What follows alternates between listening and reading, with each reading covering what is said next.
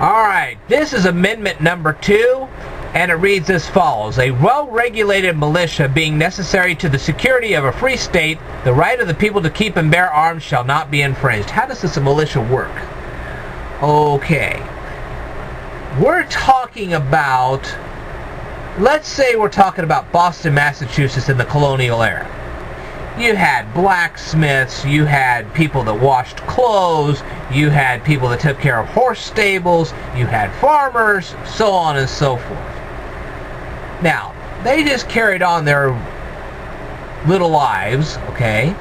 And what happened was that they were actually trained on how to use pistols and rifles and any other type of weapon you could possibly think of. And if the British at that time started coming towards Boston, what they would do is some citizen would go out and assemble the militia.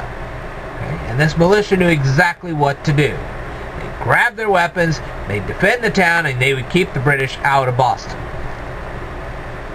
That's how that worked. Now, these militia were not a part of the official United States military. They were not a part of the Army, the Navy. If they had had an Air Force at that time, they wouldn't have been a part of that. They didn't even have Marines at that time, but if they had had a Marines, they wouldn't have been a part of that either. They wouldn't even have been a part of the Coast Guard if they'd had one.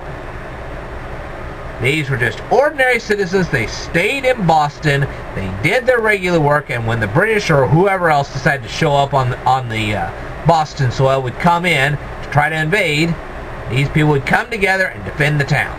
That's what they were there for. Now, to bring this into more modern times, we have something called the Illinois National Guard here in Illinois. And their primary job is to make sure that foreign invaders do not cross over the border between Indiana and Illinois. Okay? Now, they do have other jobs, but one of the biggest jobs they have is to make sure that nobody crosses the Indiana-Illinois border that isn't supposed to.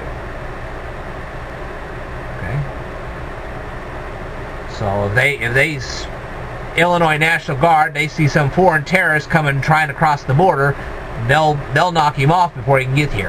That's their job. Okay? Now the thing is, as I've come to understand it, and I may be wrong on this, and if I am, fine, I'm wrong. But from what I understand, there has been several times when the National Guard has actually been sent overseas to be a part of the regular United States Army. Now, this to me kind of creates a problem, because if the people that are supposed to protect the state of Illinois are suddenly being shipped overseas to be a part of the regular United States Army, then who's protecting the state of Illinois? That does bother me a little bit. So, my question is, well, why are they overseas? Why aren't they here defending us? Why aren't they here protecting us? Again, I might have misunderstood things, and if I did, I'm sorry, but that's kind of the impression I've been getting. Anyway, I'll just kind of leave this up as an open discussion, let anybody talk about whatever they want, and I will tell you more in a future video, so stay tuned.